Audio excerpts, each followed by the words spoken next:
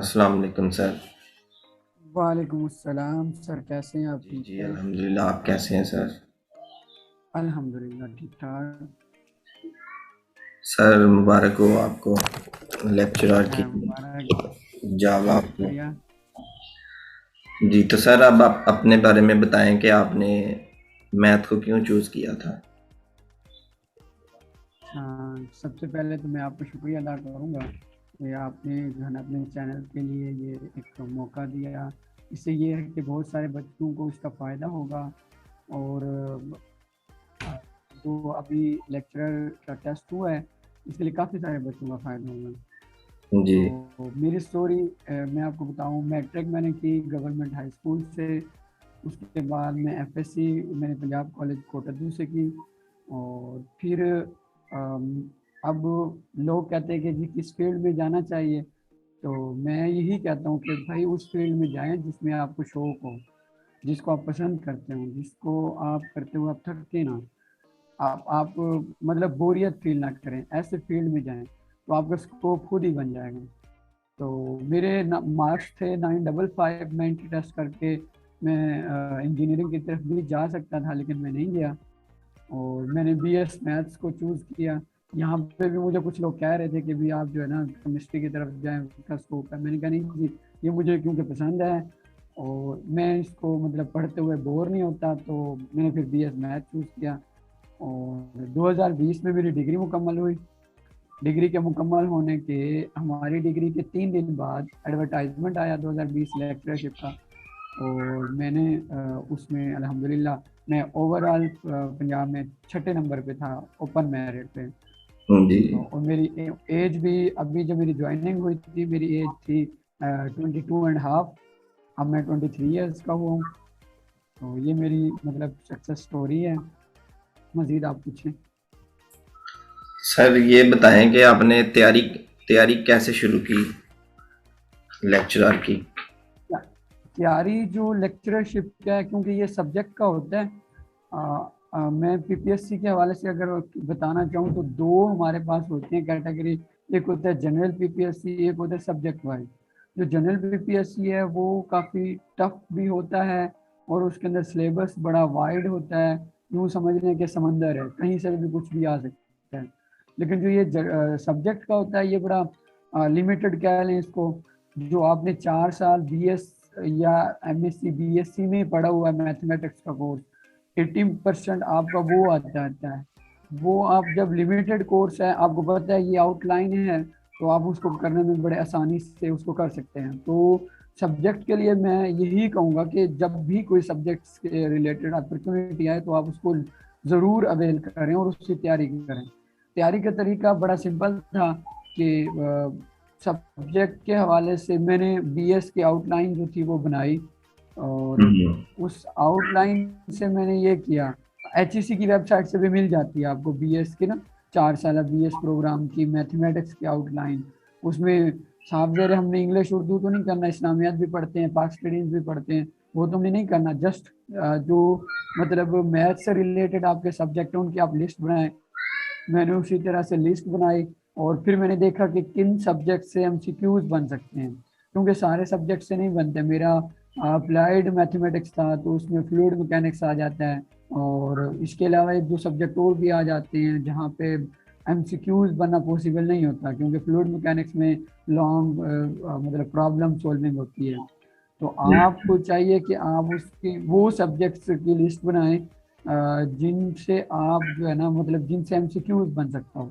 अभी देखें इसमें टॉप ट्रेंड जो बनता है वो ग्रुप थ्योरी होता है, उसके बाद रिंग थ्योरी। लेकिन इस बार जो अभी रिसेंटली पेपर हुआ है उसमें ग्रुप थ्योरी से तो पेपर नहीं आया।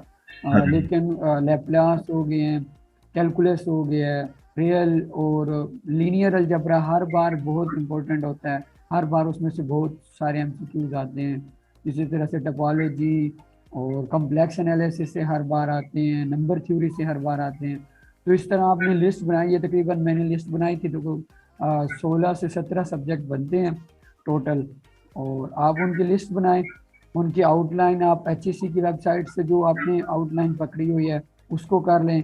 और या फिर आप किसी भी अच्छी यूनिवर्सिटी की, बीजेडयू की बड़ी अच्छी है, इसके अलावा पंजाब यूनिवर्सिटी के ले लें या GCU की ले लें, तो उनकी आउटलाइन भी आप ले सकते हैं, उसको आप फॉलो करें।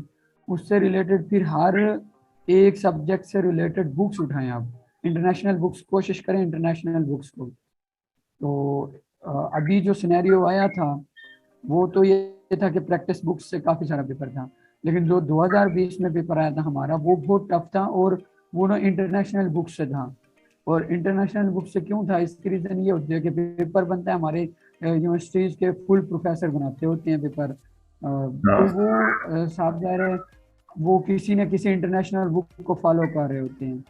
जो वो इंटरनेशनल बुक को फॉलो कर रहे होते हैं उन्होंने वहीं से MCQ बनाने होते हैं। हम पढ़ते हैं, नोट्स पढ़ लिए, किसी के हैंड रिटन नोट्स पढ़ के पास कर लिया, वो वहाँ तक तो ठीक है, डिग्री तक तो हम चल जाते हैं। लेकिन जब हम कंपटीशन के टेस्ट में आते हैं तो हमारे पास पूरी पंजाब की यूनिवर्सिटीज़ जो है ना शामिल हैं, और फिर बाहर से भी पढ़ के आते होते हैं बच्चे, जैसे फर्ज के अभी कायद आज़म यूनिवर्सिटी से BS करके आए हैं, तो फिर वो वाइड हो जाती हैं चीज़ें। उसके लिए बेहतर है कि आप इंटरनेशनल बुक्स को पढ़ें, और हर सब्जेक्ट से रिलेटेड 2-3 बुक्स को कम से कम रीड करें, MCQs के हवाले से रीड करें, कॉन्सेप्ट अपने तैयार करें। मैंने इसी तरह से किया ना, सबको मैंने 17 सब्जेक्ट की लिस्ट बनाई। लिस्ट बनाने के बाद मैंने सारे सब्जेक्ट्स को 2-2 3-3 बुक से, डिफरेंट बुक से किए। और जो हमने बुक्स पढ़ी हुई थी उसमें जैसे एरवन क्रेजी की फंक्शनल एनालिसिस की बुक है, उसके मैंने 4 चैप्टर किए थे। और आप देखें 2D पॉइंट स्टेटमेंट आई हुई थी, लाइन आई हुई थी। उसकी एग्जांपल मैं आपको दूं, एक्सरसाइज है इसकी दूसरे चैप्टर की, real line is compact, locally compact, और इसी तरह से 2 ऑप्शन और थे जो हमारे पेपर में था। अब मैंने पढ़ा हुआ था वो ना, एरविन क्रेजी की एक्सरसाइज में से ये क्वेश्चन आया हुआ था कि रियल लाइन होती है या कम्प्लेक्स सी जो है, या RNCN, ये सारे लोकली कम्पैक्ट होते हैं। तो अब जिसने पढ़ा हुआ है तो वो कर जाएगा, जिसने नहीं पढ़ा हुआ, रीड ही नहीं किया हुआ, उसको साफ जरा मुश्किल होगी। तो कोशिश किया जाए कि जो है ना इंटरनेशनल बुक्स को पढ़ा जाए। उसके साथ साथ फिर एक काम और भी मैंने किया था, मैंने ना हैंड रिटन नोट्स बनाए थे अपने। जी। मतलब बुक से पढ़ा, कोई कॉन्सेप्ट है, डेफिनेशन है, उसको अपने रजिस्टर पे लिखा, उसके रिलेटेड 2-4 MCQs, 2-4 जो इम्पोर्टेंट पॉइंट्स हैं उनको मैंने लिखा। तो उसका फ़ायदा ये होता है कि जब आप लास्ट नाइट पेपर से एक रात पहले जब आप मतलब जो है ना रिवीजन का टाइम होता है, तो अब आपके पास बुक्स नहीं होती, आपके पास टाइम ही नहीं होता इतना। तो उसके लिए जी। जो वो शॉर्ट हैंड नोट्स आपने बनाए हुए हैं, रजिस्टर बनाया हुआ है, उस आप ज़रा एक सब्जेक्ट 5 से 7 पेजेस पे आ जाते हैं, क्योंकि वो इंतहाई शॉर्ट करके लिखना होता है, क्योंकि प्रॉब्लम सॉल्विंग तो होती नहीं है, थ्योरम को प्रूव करना, एग्जांपल्स इस तरह का तो कुछ नहीं होता। शॉर्ट डेफिनेशन होगी, थ्योरम की स्टेटमेंट होगी, उसकी काउंटर एग्जांपल्स होंगी, तो इस तरह की चीज़ें होती है। वो 7 से 10 पेज, इतने ही, इससे ज़्यादा नहीं होते रजिस्टर के। तो वो आप मतलब कि एक रजिस्टर बन जाता है, तो 150 पेजेस का वो रिवाइज करना आपको ज़्यादा आसान होता है, बजाय इसके कि आप लास्ट नाइट या सुबह को जब उठ के पेपर के लिए जाने के लिए उससे पहले रिवीजन देना चाह रहे होते हैं, एक एक बुक उठाएं, वो मुश्किल होती है। तो ये तरीका कार था मेरा, मैंने नोट्स बनाए थे, उनकी प्रैक्टिस। इसके अलावा मैंने प्रैक्टिस की डिफरेंट बुक से। आप भी 2020 के लेक्चरर हैं, आपने देखा होगा कि 2020 में ना तो पास्ट पेपर से कोई क्वेश्चन इतने ज़्यादा रिपीट हुए, और ना ही प्रैक्टिस बुक से आया। तो लेकिन इस बार प्रैक्टिस बुक से बहुत सारा पेपर था। तो कहने का मतलब ये है कि प्रैक्टिस बुक्स का ये मतलब नहीं होता कि बुक से, इन्हीं बुक से आएगा। और अक्सर बच्चे ऐसे करते हैं, और अप्लाई कर दिया और फिर जी प्रैक्टिस बुक्स ले ली 3-4, बस उनको पढ़ना शुरू कर दिया और रट्टा लगाना शुरू कर दिया। ऐसे नहीं होता यार, आप पहले थ्योरी करें। अब फर्ज कि आप ग्रुप थ्योरी की पूरा सब्जेक्ट को आप 2-3 बुक से रिवाइज कर लेते हैं, एक बार कंसेप्चुअली याद कर लेते हैं, उसको समझ लेते हैं, फिर आप जाएं उसकी प्रैक्टिस के लिए 1-2 बुक ले लें, कोई भी अच्छी अच्छी, उन बुक से आप जो है ना प्रैक्टिस शुरू कर दें। तो ये तरीकाकार था। अल्हम्दुलिल्लाह मेरे 52 मार्क्स थे और मैं सिलेक्ट भी हुआ। इसका फ़ायदा ये भी होता है कि आपको इंटरव्यू में, जब आप इंटरव्यू के लिए तैयारी करते हैं, तो फिर आपको मतलब कि वहाँ पे मार नहीं खानी पड़ती कि आप सारी बुक्स को दोबारा से रिवाइज करें। वो रजिस्टर पड़ा है आपका बना बनाया, आप उसी को रिवाइज करते जाएं, आपका टाइम भी बचेगा और इंटरव्यू में भी आपके लिए काफ़ी अच्छा होगा। जी। बिल्कुल सही बात है। तो सर इंटरव्यू के बारे में बताएं, आपका इंटरव्यू कौन से सिटी में था? मेरा इंटरव्यू मुल्तान में हुआ था। और इंटरव्यू का एक्सपीरियंस ये है कि जी सबसे पहले तो एस्पायरेंट्स अक्सर ये पूछते होते हैं कि इंटरव्यू में क्या उर्दू लैंग्वेज इस्तेमाल करनी चाहिए या फिर इंग्लिश। तो जी, उसके जी। लिए ये तरीका है कि आप जिसमें आप इजी हैं उसको आप ज्वाइन करें। ठीक है, मतलब ये है कि फर्ज कि आपका इंग्लिश का सब्जेक्ट है, फिर तो आपको मजबूरी है कि इंग्लिश में ही इंटरव्यू देना पड़ेगा। लेकिन आप मैथ के हैं, फिजिक्स के हैं, केमिस्ट्री के हैं, तो वहाँ पे ना इंग्लिश लैंग्वेज कंपलसरी नहीं होती। आप जिस जबान में बेहतर समझते हैं आप उसी में उनके साथ जो है ना कन्वर्सेशन करें। मेरा इंटरव्यू के लिए मैं जब इन हुआ कमरे में, तो मैंने अस्सलाम वालेकुम किया। मैंने कहा अस्सलाम वालेकुम सर। वालेकुम सलाम। सर मैं आ जाऊँ, इजाज़त ली मैंने इब्ने अब्बास थे पीपीएससी के चेयरमैन। जी। उन्होंने कहा जी आ जाएं।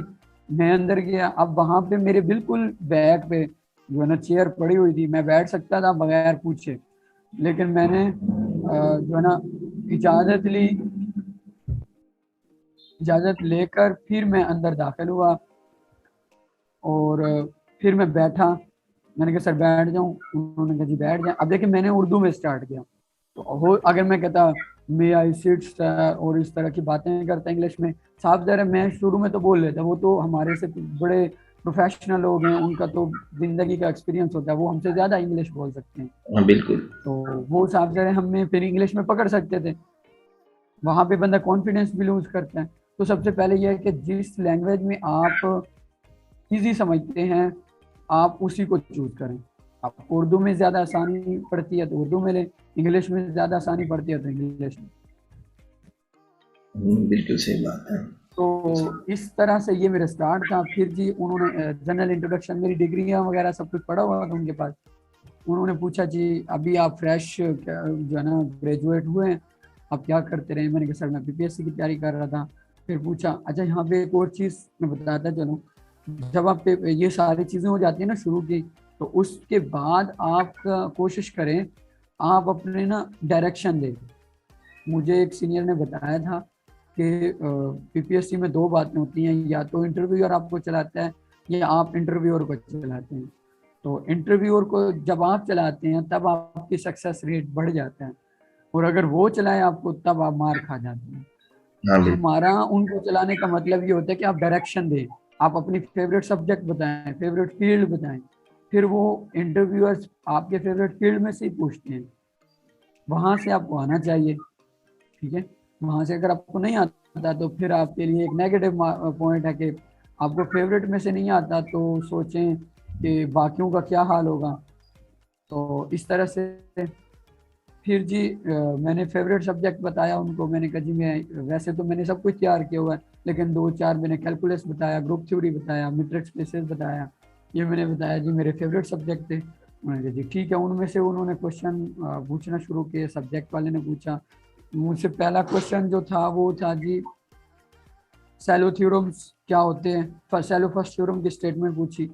अब यहाँ पर भी बच्चे गलती करते हैं, स्टेटमेंट को रिवाइज करना शुरू कर देते हैं, लट जी बी ए ग्रुप और ये इस तरह की चीजें करना शुरू। ऐसा नहीं करना चाहिए। आप ना उनको समझाएं सैलो फर्स्ट थ्योरम क्या कहता है, आप ये बताएं। ठीक है, फिर उन्होंने मुझसे क्वेश्चन ग्रुप के बारे में पूछा और फिर इसकी एग्जांपल मुझसे पूछी भी, लिख के दें ये किस तरह का ग्रुप होता है। मैंने उनको लिख के दिया कि ये ऐसा ग्रुप होता है। उसकी कंस्ट्रक्शन बताई कि वो एलिमेंट्स किस तरह के होते हैं इस सेट के, और इस तरह से। फिर मुझसे पूछा, क्योंकि मैंने मैट्रिक्स स्पेसेस बताया, तो उन्होंने पूछा जी क्या हर टोपोलॉजिकल स्पेस मैट्रिक्स स्पेस होती है। मैंने बड़े कॉन्फिडेंटली जवाब दिया। अच्छा, जवाब देते हुए आप कोशिश करें कि आप ना कॉन्फिडेंस रहें। आप कॉन्फिडेंट रहेंगे तो ही आपका जो है ना अच्छा इंप्रेशन रहेगा। अगर आप कॉन्फिडेंट नहीं रहते तो तब आपके लिए मसाइल हैं। तो उसके लिए कि हल्की सी स्माइल रखें, ज़्यादा ओवर मतलब नहीं हो, और हल्की सी स्माइल रखें। उनको पता चले कि आप बिल्कुल कॉन्फिडेंट बैठे हैं, आप टेंशन फ्री हैं। और फिर जी मेरे से उन्होंने पूछा क्या her inner product space metric space होती है, मैंने कहा जी होती है, इस तरह की बातें। फिर मतलब ये क्वेश्चंस कुछ किए मुझसे उन्होंने। फिर वो आगे जी नेक्स्ट सब्जेक्ट पर स्पेशलिस्ट के पास, नेक्स्ट वाले ने कोशिश की, क्योंकि वो जो थे हमारे एमरसन कॉलेज मुल्तान के थे, और उन्होंने ना मुझसे अपने, अच्छा टीचर हमेशा पूछता है अपने फील्ड से रिलेटेड, हाँ जी। लेकिन आपने उनको अपने फील्ड में कैसे लेके आने, उसका तरीका ये होता है आप उनको क्लियरली क्या दें। मुझसे पूछा इंटरपोलेशन क्या होता है, मैंने बता दिया। मुझे इंटरपोलेशन की एग्जैक्ट डेफिनेशन नहीं आती थी उस वक्त, क्योंकि मैंने न्यूमेरिकल को इतना डीप नहीं किया हुआ था। अच्छा। मैंने सोचा हुआ था जी, तो इंटर मैंने बता दिया, फिर भी कॉन्सेप्चुअली बता दिया कि ये डेटा पे हम इंटरपोलेट करते हैं, एक पोलिनोमियल को फंक्शन को फिट करते हैं और डिस्क्रीट डेटा पे, इस तरह की बातें मैंने कॉन्सेप्चुअली बता दी। फिर जी वो एक्सट्रापोलेशन पे चले गए। अब वो मुझे एक्सट्रापोलेशन की डेफिनेशन कॉन्सेप्ट भी नहीं था जहन में, उस वक्त पढ़ा हुआ था, नहीं था कॉन्सेप्ट। मैंने जी कहा सर मैंने ना ये सब्जेक्ट डीप नहीं किया हुआ, आप मुझे दूसरे सब्जेक्ट से पूछें। अब ये पॉइंट था कि मैंने, अब मैं वहाँ फंस जाता, मुझे पता था, लेकिन मैंने जब उनको रोका और उन्होंने कहा जी आपको क्या आता है, मैंने कहा सर कैलकुलस। फिर मैंने डायरेक्शन दिया। ये होता है कि इंटरव्यूअर को आप चलाएं, इंटरव्यू और आपको ना चलाएं, और इतनी गुंजाइश होती है।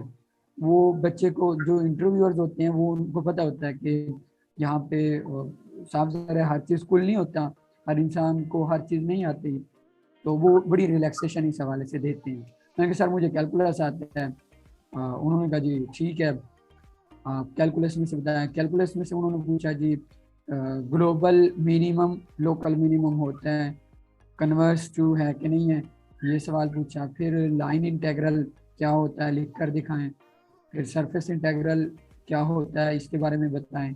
सरफेस इंटेग्रल बताता क्या है। ये एक क्वेश्चन था जो वो हर एक से पूछ रहे थे, क्योंकि जब मैं वेटिंग रूम में बैठा था मुझसे कुछ बच्चों ने पूछा कि ये सरफेस इंटेग्रल क्या बताते हैं, मैंने कहा जी सरफेस एरिया बताते हैं।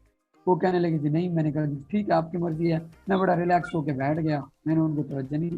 लेकिन ये है कि वो पूछते हैं एक सवाल ऐसा जो जनरल होता है सबसे, और ये मुझसे पूछा था। फिर इस तरह से एक दो क्वेश्चन और पूछे, और फिर जी नेक्स्ट जनरल जो हमारे चेयरमैन थे पीपीएससी के, उनके पास मूव कर गए।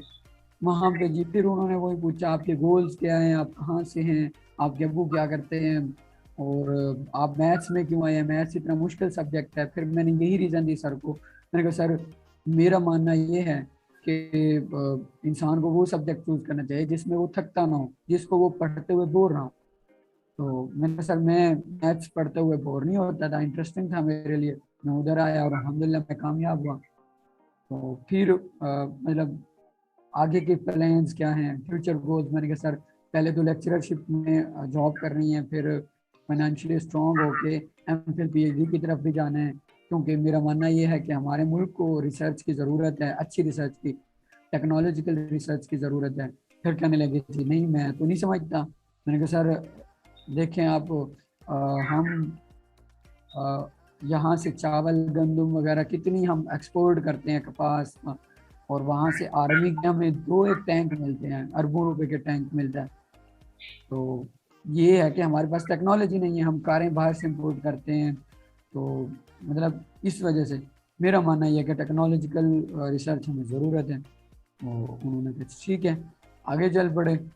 अब जब भी आप जवाब दें ना, रीज़न दें, तो आप ये ना कि नहीं सर आप गलत हैं मैं ठीक हूँ, आप अपनी राय दें। मैं जब भी इस तरह का कंट्रोवर्शियल जवाब आता था, मैं कहता था सर मेरा मानना ये है। हम्म। ठीक है, फिर अब उनको पता था कि मैं फ्रेश हूँ, मैंने टीचिंग नहीं की हुई। उन्होंने मुझसे पूछा कि टीचर की क्वालिटीज़ क्या होती है। जो पीपीएससी एस्पायरेंट्स हैं, क्योंकि ये दो दो तीन तीन साल से, चार चार साल से टीचिंग फील्ड में होते हैं, इनसे ना लाजमी बात है, क्वेश्चन किया जाता है कि आप, एक तो ये पूछा जाता है कि हमारे स्कूल एजुकेशन डिपार्टमेंट, डिपार्टमेंट कितने, दो होती हैं, स्कूल एजुकेशन डिपार्टमेंट और हायर एजुकेशन डिपार्टमेंट। हम्म। तो उसके बाद पूछते हैं कि जी आपके बच्चे तंग कर रहे हैं, आपको उनको कैसे हैंडल करना है। ये फिर पॉजिटिवली रहते हुए आप जो है ना आप जवाब दें। मतलब वो थोड़ा सा नेगेटिव जाके आपको देखना चाहते हैं, परखना चाहते हैं, आपको कहते हैं जी बच्चे ने नेगेटिव पॉइंट्स रखे हैं, कुछ नेगेटिव हरकत की, आप उसको कैसे हैंडल करेंगे, इस तरह की चीज़ें आप, क्योंकि टीचर हैं, सब होते हैं ऑलमोस्ट, वो इसको उस तरह से हैंडल करें। पॉजिटिवली जवाब, नेगेटिव जाना ही नहीं, बिल्कुल पॉजिटिव।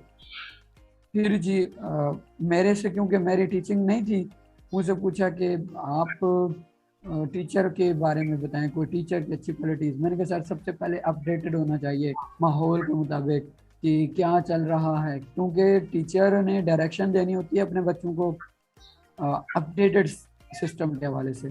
अब देखें जो 1990 के दहाई में जो चल रहा था और टीचिंग की रिक्वायरमेंट्स थी, वो अब नहीं है, अब बढ़ गई हैं। अब कंपटीशन ज़्यादा है, अब लोग टेक्नोलॉजिकल इनोवेशन की तरफ जा रहे हैं। अब स्किल्ड पर्सन की ज़रूरत है, पहले डिग्रियों वाले पर्सन की ज़रूरत होती थी। तो मैंने कहा सर सबसे पहले तो टीचर को अपडेटेड होना चाहिए। जब वो खुद अपडेटेड होगा, वो अपने बच्चों को भी अपडेट करेगा, वो बताएगा आप पढ़ रहे हैं, क्यों पढ़ रहे हैं, तो इस तरह की बात है। तो कहने लगे जी अच्छा आप हैं अपडेटेड। मैंने कहा जी सर अल्हम्दुलिल्लाह। अच्छा कहने लगे इंडिया में उस वक्त झगड़े हो रहे थे, किसानों ने धरने दिए हुए थे। वो पूछा, अब देखें ये मैंने डायरेक्शन दी उनको कि आप मुझसे जनरल नॉलेज के हवाले से पूछे, करंट अफेयर के हवाले से पूछे। उन्होंने मुझसे पूछा इंडिया में क्या हो रहा है। मैंने कहा सर इस वजह से वो किसानों की जो है उन्होंने तरमीम की, कुछ वो जो उनको काबिल कबूल नहीं थी, झगड़े हो रहे हैं इस वजह से। कहता ठीक है। वो 100% जवाब नहीं मानते, वो आपसे 30-50% जवाब मांगते हैं बस, कि बच्चे को वाकई पता है। फिर उन्होंने पूछा अच्छा जी अमेरिकन इलेक्शन हुए। मैंने कहा जी सर जो बाइडन जीता उस वक्त हमारे, क्योंकि दिसंबर और जनवरी में हुए थे, तो उस वक्त जो बाइडन गवर्नमेंट नई नई आई थी, इलेक्शन हुए थे और हलफ बर्दारी होनी थी। मुझसे पूछा जी कौन जीता है। मैंने कहा सर जो बाइडन जीता है। और फिर पूछा जी कब हलफ, मैंने बता दिया खुद ही। मैंने कहा सर इस डेट को उन्होंने हलफ लेना है। फिर पूछने लगे कि ये किस पार्टी का बंदा है। मैंने कहा सर डेमोक्रेट है। अब ये पॉइंट था जो शायद किसी को आता किसी को ना आता, मुझे आता था। मैंने कहा सर डेमोक्रेट है। कहने लगे मैं समझता हूँ कि ये पीटीआई का बंदा था। हंसने लगे सर। अच्छा तो अच्छा। मैंने कहा सर आप बेहतर जानते हैं। अब देखें वो हंसी मजाक भी करते हैं थोड़ा बहुत बच्चे को रिलैक्स करने के लिए, तो बड़ा रिलैक्स माहौल होता है। आप ये जितने भी एस्पायरेंट्स हैं इनको चाहिए कि ये रिलैक्स होके चीज़ों को देखें, अपने ऊपर हावी ना करें। बस आप पढ़ के आए, तैयारी करके आए, ड्रेसिंग बड़ी अच्छी हो। ड्रेसिंग के हवाले से मैं बताता हूँ आपको। तो फिर जी मैंने बताया, फिर उन्होंने पूछा कि बरतानिया के वजीर आजम का नाम मोरिस जॉनसन है, वो बोरिस जॉनसन है मेरे ख्याल में। अच्छा जो भी, ये पूछा। फिर जी उन्होंने कहा जी ठीक है। मेरे तकरीबन इंटरव्यू 15 मिनट हुआ है और मैंने सॉरी नहीं किया, और इस तरह से मेरा ये इंटरव्यू हुआ। बाकी ड्रेसिंग के हवाले से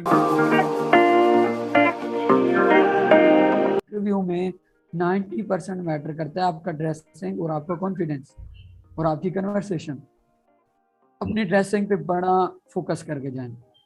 आपको 3 पीस लगाना चाहिए, भले आप मौलवी भी हैं फिर भी आप कोशिश करें अच्छा लगे। जो ड्रेस आपको ज़्यादा अच्छा लगता है, 3 पीस लगता है, आप आपको अच्छे से करके जाएं, क्योंकि ये जॉब रिक्वायरमेंट्स में से चीज़ें मैं समझता हूँ कि होती हैं। मैंने आपको पिक्चर शेयर की थी जी और जी। मैंने 3 पीस लगाया और बड़ी फ्रेश कटिंग की थी। 2 दिन पहले मैंने कटिंग करवाई थी और हर चीज़ न्यू। और जो ड्रेसिंग थी उसको मैंने 1-2 बार पहन भी लिया ताकि मैं रिलैक्स रहूं उसमें। और इसके अलावा मतलब कि ड्रेसिंग हवाले से मैंने कोई कंप्रोमाइज़ नहीं किया, पर्सनैलिटी डेवलपमेंट के हवाले से कोई कंप्रोमाइज़ नहीं किया। फिर जो मेरी कन्वर्सेशन थी उसमें मेरी हैंड मूवमेंट्स भी थी, इतनी ज़्यादा नहीं थी कि वो परेशान हो। मेरी बॉडी वॉइस टोन लैंग्वेज। इतनी अच्छी थी कि जी। Body language. बॉडी लैंग्वेज बहुत अच्छा था, बेहतरीन। मैं आपको बताऊं कि इंटरव्यू गेम यही होती है। बिल्कुल। और कॉन्फिडेंस मेरा इतना अच्छा था कि मैं बड़े मज़े से उनको जवाब दे रहा था। ऐसे समझे कि मुझे ऐसे लग रहा था, वो ये उनको ऐसे लग रहा था कि मैं बड़ा इंजॉय कर रहा हूँ इंटरव्यू को। और हम्म। मैंने बॉडी लैंग्वेज, मेरे बॉडी पोस्चर बड़े अच्छे थे। मतलब जहाँ पे ज़रूरत पड़ती थी कि हैंड मूवमेंट से मैं समझाऊँ उनको, मैंने हैंड मूवमेंट से समझाया। यहाँ पे ज़रूरत पड़ी कि अल्फाज से समझा दूँ, मैंने अल्फाज से समझाया। तो और मैंने कॉन्सेप्ट बताया, रट्टा शट्टा नहीं, मैंने कोई डेफिनेशन डायरेक्ट नहीं बताई। फिर जी हाँ, मेरी जो आवाज़ थी, वॉइस टोन बड़ी अच्छी थी कि उन्होंने एक बार भी ये नहीं कहा बच्चे आपकी बात समझ नहीं आई, या थोड़ा ऊंचा बोलें या थोड़ा आराम से बोलें, इस तरह का कुछ नहीं हुआ। ये चीज़ें होती हैं, इन पे फोकस करें सारे एस्पायरेंट्स, इंशाल्लाह अल्लाह पाक करम करेंगे। बाकी कॉन्फिडेंस के लिए जो चीज़ें हैं टिप्स के हवाले से मैं कहूँगा, उनका ये है कि आप ना कोशिश करें नए नए लोगों से मिलें। कोई ऑफिसर है कहीं पे किसी भी डिपार्टमेंट में, आप जाके उससे कन्वर्सेशन करें इंटरव्यू के हवाले से। जी सर, मुझे ऐसे इंटरव्यू है मेरा और मैंने ऐसे आपसे गपशप लगानी थी। उससे होता है आपका ना कॉन्फिडेंस बिल्डअप होता है। नए लोगों से जब आप मिलते हैं तो आपको कॉन्फिडेंस मिलता है बहुत ज़्यादा। जी जी। मैंने अपने टीचर से, सारे टीचर से जो यूनिवर्सिटी के प्रोफेसर थे, सबसे जाके डिस्कशन की, उनको बताया सर मेरा इंटरव्यू है, उस तरह से अपने अपने कोई बेहतर राय दें आप। और मतलब मुख्तलिफ लोगों से मिला, उनसे गपशप लगाई, जनरल डिस्कशन की इंटरव्यू के हवाले से कि भी क्या होना चाहिए क्या नहीं। उन्होंने हर किसी ने अपने अपने पॉइंट्स दिए और बड़े अच्छे पॉइंट्स दिए। जैसे कि मैंने आपको बताया कि एक सब इंस्पेक्टर है मेरे, जानने वाले हैं पीपीएससी के हवाले से, उनसे मैंने मुलाकात की। मैंने कहा जी मुझे बताया इंटरव्यू के हवाले से। उन्होंने बताया कि रसीम आप या तो इंटरव्यूअर को चलाएं या आपको वो चलाएंगे, अगर आप चलाएंगे उनको तो फिर आप कामयाब हैं। उसके फिर टिप्स बताए उन्होंने। इस तरह की चीज़ें आपको पता चलेंगी। पीपीएससी जो ऑलरेडी एक्सपीरियंस के बंदे हैं उनसे आप जाके मिलें, तो ये सारी चीज़ें। जी। जी माशाल्लाह, ज़बरदस्त। तो सर आपने इंटरव्यू की तैयारी कब स्टार्ट की थी? पेपर देने के फ़ौरन बाद या फिर रिज़ल्ट के बाद? शुरू में क्योंकि पेपर टफ था, मुझे नहीं था उम्मीद के पेपर में जो मेरिट है वो हमारा 40 पे आएगा। मुझे ये तो पता था कि मेरे 40 प्लस आ जाने हैं, 50 तक आ जाने हैं, लेकिन ये नहीं था कि इंटरव्यू में नाम आ सकते हैं, क्योंकि पेपर काफ़ी टफ था। मैंने कहा जी ज़रूरी नहीं है मेरा अच्छा ना हुआ हो, बाकियों का अच्छा हुआ हो। लेकिन जब गर्ल्स का फाइनल मतलब रिटर्न रिजल्ट आया और मैंने देखा बच्चियों का रिजल्ट कि 180 पास हुए हैं बच्चे, तो मुझे कंफर्म हो गया था कि मेरा इंटरव्यू डन है, मेरा रिटर्न पास है। कॉन्फिडेंटली मुझे पता चल गया था। तो फिर मैंने तैयारी शुरू कर दी थी तभी से। और तैयारी का वही तरीका था, मेरे पास रजिस्टर बने हुए थे, हैंड रिटन नोट्स बने हुए थे, मैंने उनको मतलब रीड किया। कॉन्फिडेंस आता है जब आपको पता हो कि मुझे सब कुछ आता है। जी। मुझे सब्जेक्ट के हवाले से मुझे उस वक्त ऐसा फील होता था कि इंटरव्यूअर ने सब्जेक्ट के हवाले से अगर कोई क्वेश्चन किया तो मैं मार नहीं खाऊंगा, मैं बता दूंगा। हर तरह का सवाल मुझे आता था, इतनी मेरी तैयारी हो गई थी। तो वहाँ से कॉन्फिडेंस बिल्डअप होता है। फिर मैं न्यूज़ सुनता था डेली और करंट अफेयर के हवाले से। तो कॉन्फिडेंस आता है कि आपको चीज़ें आती हैं, आप तैयारी करें, अपने सब्जेक्ट को 100% करें, करंट अफेयर के हवाले से न्यूज़ सुने, करंटली क्या चल रहा है उसके हवाले से चीज़ों को लेके जाएं। बाकी जो जनरल कुछ क्वेश्चन होते हैं, इलाके के बारे में पूछ लेते हैं, या मौजूदा गवर्नमेंट के बारे में पूछ लेते हैं, वो चीज़ें देख लें बस। और शुरू से ही करें। मैंने रिटर्न के बाद तो मैंने नहीं की थी, जी। लेकिन ये कि जब गर्ल्स का रिजल्ट आया था उसके फ़ौरन बाद मैंने शुरू कर दी थी। दरमियान में तकरीबन मुझे 1 महीना मिला था, मेरी ज़बरदस्त तैयारी हो गई थी। जी। ठीक है। तो सर ये बताएं कि अगर किसी ने पहले तैयारी ना की हो, मतलब बाय चांस उसका नाम आ जाता है इंटरव्यू में, तो वो फिर हम्म। कौन से सब्जेक्ट्स को कवर करे? उसको मशवरा उसको दें। चाहिए कि जी, उसको चाहिए कि वो ना प्योर के सब्जेक्ट्स ज़्यादा कर ले, प्योर के सब्जेक्ट्स। उसमें group theory, ring theory, matrix spaces के हवाले से फंक्शनल एनालिसिस का जो कोर्स है, और रियल एनालिसिस हो गया, लीनियर अलजबरा हो गया, और इसके साथ वेक्टर एनालिसिस और वेक्टर टेंसर के हवाले से ये चीज़ें देख ले। और इनमें से 2-4 सब्जेक्ट, कम से कम 4 सब्जेक्ट ऐसे रखे जिनको भरपूर तरीके से तैयार करें, जी। और वहाँ पे जाके बता दे कि सर मुझे ये सब्जेक्ट्स मैंने अच्छे तरीके से तैयार किए हुए हैं, बाकी भी किए हैं लेकिन ये ज़्यादा अच्छे तरीके से किए हुए हैं। तो फिर वो वहाँ पे मैं नहीं समझता कि वो मार खाए। ठीक है माशाल्लाह। तो सर आपके इंटरव्यू में कितने मार्क्स थे? मैक्सिमम 84 थे, जो हमारा मेरिट 1 पे था। और मेरे 80 थे। ठीक है, माशाल्लाह। चले सर, बहुत अच्छा लगा आपसे बात करके। ठीक है स्टूडेंट्स जो थे वो कह रहे थे कि हमें मशवरे वगैरह चाहिए। जी, ये अच्छा है। आप मेरे आपके ज़रिए से मेरी बातें, जो मेरे पॉइंट्स हैं मैंने आपको बताए, वो तकरीबन सारे बच्चों को मिल जाएंगे। ये बड़ा अच्छा है, आपने बड़ा ज़बरदस्त किया। और और सर, अच्छा आप इससे कोई फ़ायदा पैगाम उठाएं। देना चाहते हो स्टूडेंट्स को? पैगाम, मैं पैगाम यही दूंगा कि बच्चे जो भी आप फील्ड में जाते हैं, आप सिंसेरिटी के साथ जाएं। ज़रूरी नहीं है आप लेक्चरर ही लगें, आप पीएमएस की तरफ जाएं, सीएसएस की तरफ जाएं, और भी फील्ड्स हैं जहाँ पे भी जाएंगे आपको टाइम देना पड़ेगा। आप टाइम दें, नमाज पढ़ें, अल्लाह से मांगें, रिस्क अल्लाह पाक ने देना होता है। और इन बातों पे ध्यान न दें कि जी करप्शन है।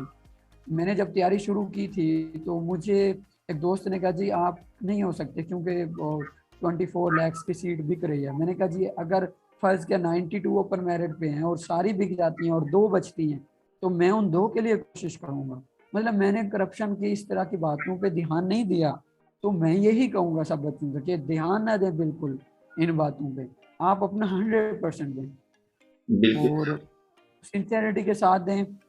और जिस भी सब्जेक्ट में जाते हैं तैयारी के साथ जाएं। बच्चे क्या करते हैं सुबह दोपहर शाम, जैसे खाना खाते हैं इस तरह ना ट्यूशन अकेडमीज पढ़ाते रहते हैं, इधर पढ़ाया वहाँ पढ़ाया, प्राइवेट सेक्टर पे बहुत पढ़ते रहते हैं, पढ़ाते हैं। तो ठीक है 40-50 तो आप कमा लेते हैं, लेकिन आप अपने आप को टाइम नहीं दे सकते, जिसकी बिल्कुल। वजह से जो है ना आप मार खा जाते हैं।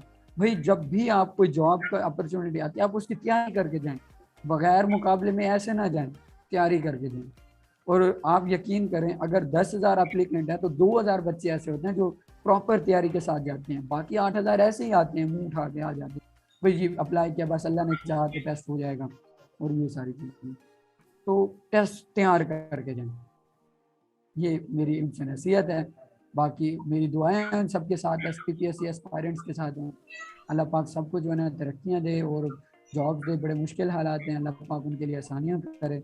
आमीन। जी ठीक है सर, बहुत शुक्रिया, आपने कीमती जी टाइम ओके सर। निकाला। कोई बात नहीं, ठीक है सर।